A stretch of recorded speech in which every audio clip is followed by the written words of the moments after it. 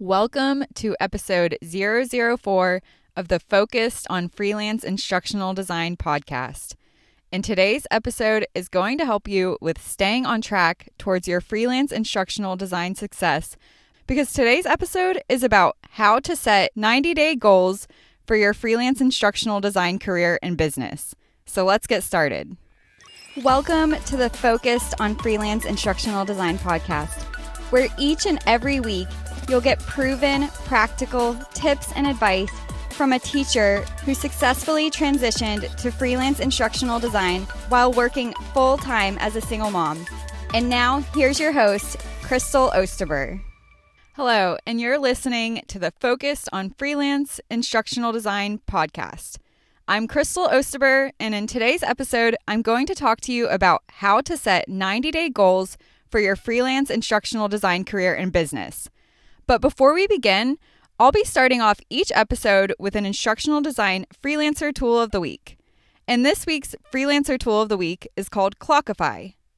Clockify is the only 100% free time tracking app for freelancers to track billable hours and hourly rates.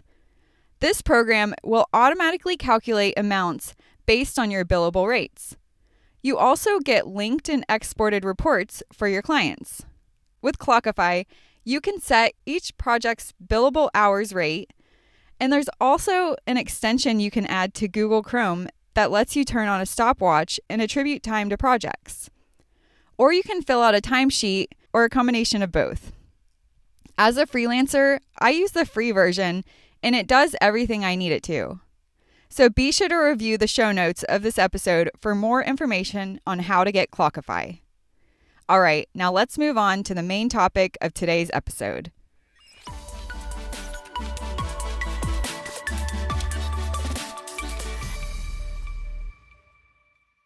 Setting goals for your instructional design career and freelance business is essential to continuous growth. But simply setting them isn't enough. You must follow through with and achieve your goals, which is a completely different challenge. And that's usually where the problem lies.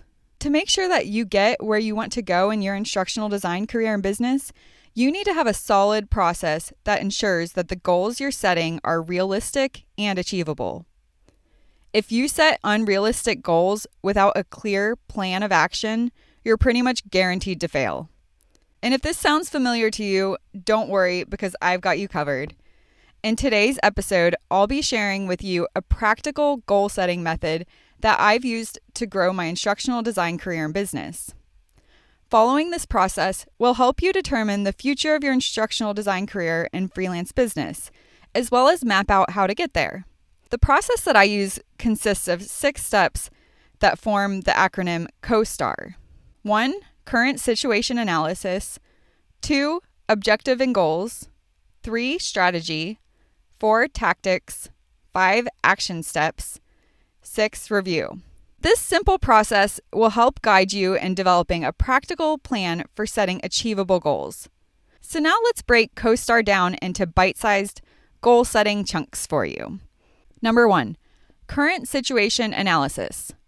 Before setting any achievable goal, the first step is to look at where you're at currently. A comprehensive audit can reveal any problems or issues that you need to address with setting your goals. So it's vital that you take a long, hard, honest look at your current career or business situation.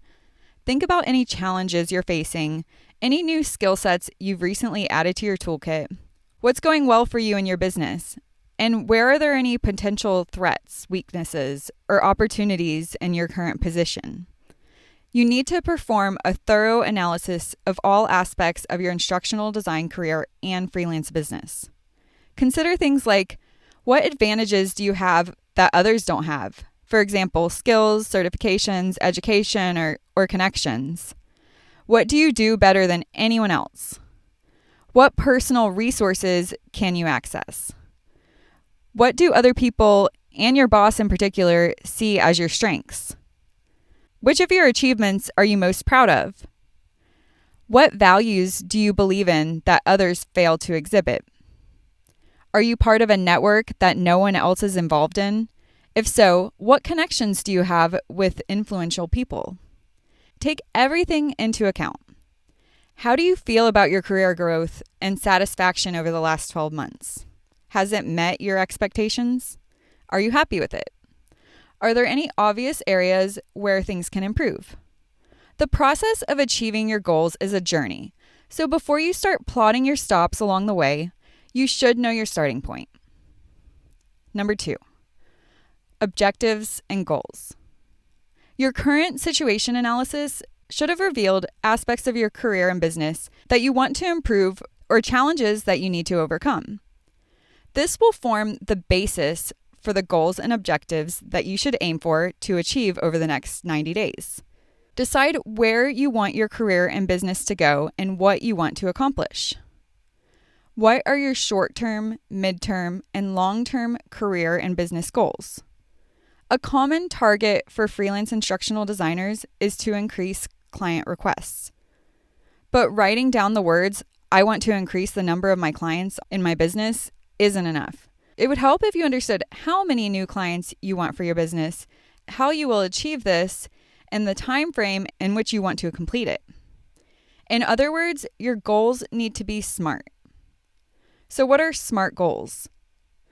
This is a popular way to approach goal setting.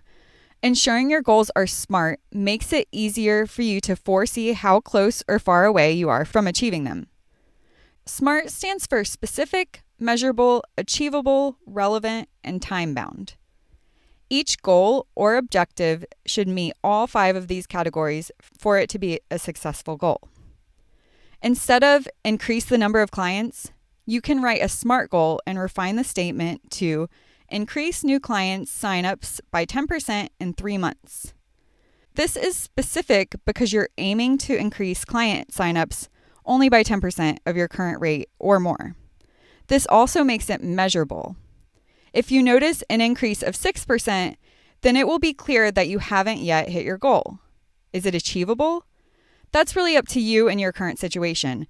But by selecting a more realistic figure like 10% instead of 90%, you at least won't feel demotivated if it takes longer to reach your target. You must also decide if the goal is relevant to your long-term career and business plans. There's no reason to set goals that aren't going to take you where you want to be. So be sure that the goals you set will keep you on track to achieving your vision. By setting a time limit, you're giving the goal a realistic endpoint. This will help keep you motivated and let you know when it's time to measure its progress. But the goal-setting process doesn't stop once you've written SMART goals. Your next step is to decide on how you intend to achieve them, which is number 3, strategy. So after you've decided on your goals, you need to consider how you plan to reach them.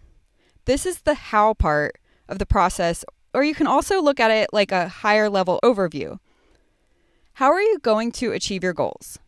What overarching strategy do you need to get you from where you are now to where you want to be? You need to have at least one key strategy for each objective that you've set to help you work towards achieving it. Sometimes you might have more than one strategy per objective, but just be sure that you know your plan of action for each. Number 4, tactics. Your next step is to determine the specific processes you will be implementing so that your strategy succeeds.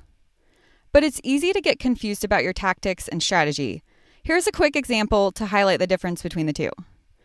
Your assessment reveals that your year-on-year growth has reduced and your client revenue has decreased. So you set a SMART goal to increase your client retention by 25% over the next 12 months in order to boost recurring revenue. Your strategy is to improve your client's experience by improving client engagement and communication skills. You hope that this will increase retention so that you can reach your goal. Your strategy is your high-level plan, but simply saying improve clients' experience is too broad to follow successfully. Just like with your SMART goals, specificity is key to knowing your next steps. Breaking your strategy down into smaller tasks will make it more manageable for you to work towards. These focused tasks are called your tactics. For example, your tactics might be to improve client onboarding, learn a new skill like gamification, or survey your clients to better understand why you were hired and how you made them happy. As you work through each tactic, you should keep your strategy in mind. This way, your objectives continuously take lead at each step of the process. While you might have more than one strategy for each objective, each strategy will usually have many tactics supporting it. Number 5, action. These are the practical steps that you need to take. Think of it as your to-do list. But it's also the simplest part of the process to complete, as each step should be one actionable item. Going back to our example, we could take the tactic, improve client retention, and make a list of actions to complete this. As each of these actions gets ticked off, they contribute to implementing the tactic. This effect will help your strategy progress and work towards reaching your objectives. And then number 6 is review. The final step in the CoStar process is to regularly review how much closer you are to achieving your objectives. Set a date to check in and review your results. Analyze your progress towards your objectives. Refine and adjust your plans and actions if needed. Regularly reviewing your progress will help motivate you to keep going and reveal any red flags that might need extra attention. The reviews you make of your goals will then help you know what you need to do next. If you aren't making progress towards your goals or objectives, then you should analyze what needs to change and then revise your strategy or tactics. The frequency you review your goal progress is your decision, but I use and strongly recommend a 90-day planning cycle. You might have a great vision for your career that spans anywhere from the next 12 months to the next 10 years. But if 2020 has taught us anything, it's that things can change very quickly and your career and business need to adapt to keep up. That's why when following the CoStar goal setting process, it's best not to get tied down thinking too long term. 90 days allows you to be specific enough with your tactics and actions that you're able to see measurable progress towards your strategies within the time frame. It's also much more manageable because your plan will have to be more realistic about what you can actually accomplish in the next 90 days. It's a lot easier to get carried away with long-term plans and make an inconceivable to-do list. Remember that change is inevitable. And with that being said, there might be times when you have to reassess your instructional design career or business goals or strategies along the way. So at the end of 90 days, review, analyze, and keep track of your progress, making tweaks or changes necessary to keep you on track to achieving your goals and objectives. Then start with the process over again and begin your next 90-day cycle. So are you ready to achieve your career and business goals as a freelance instructional designer? Right now is the perfect time to plan what you want to achieve for your freelance instructional design career and business. And it's important you do that in the right way for you. So whether you've tried and tested goal-setting processes of your own that you're happy using, or you don't currently have one in place and are planning to use the CoStar process, what's more important is that you set your goals, develop and execute your plans, and assess your progress. This is how your freelance career and business will move forward over the coming year. I've been using the CoStar process for many years now because I've had great success with it. But whatever the method you use for setting your goals, I hope it does the same for you. The keyword here is effort. If you just sit back and do nothing, you will get nothing done. And that's awesome if that's what you want. But you need to have a strategic plan to succeed in your freelance instructional design career. And to tap into how powerful that can really be, check out the ID Plan Academy. And to learn more about goal setting, simply log into the ID Plan Academy if you're a member. And if you're not a member, head over and join hundreds of other like-minded freelance instructional designers who really know their stuff.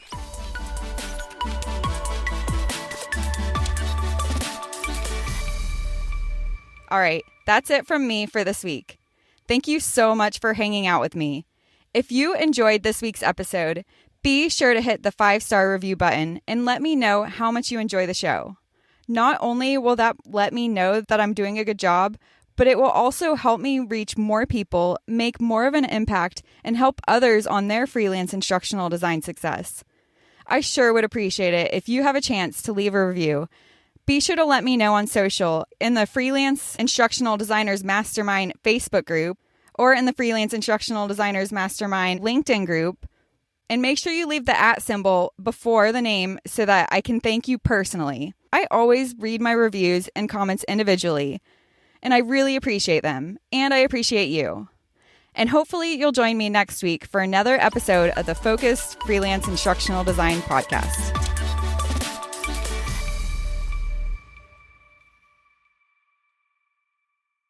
Thanks for checking out e-learning and instructional design for beginners. Please take 1 second to like, subscribe, and comment anything below.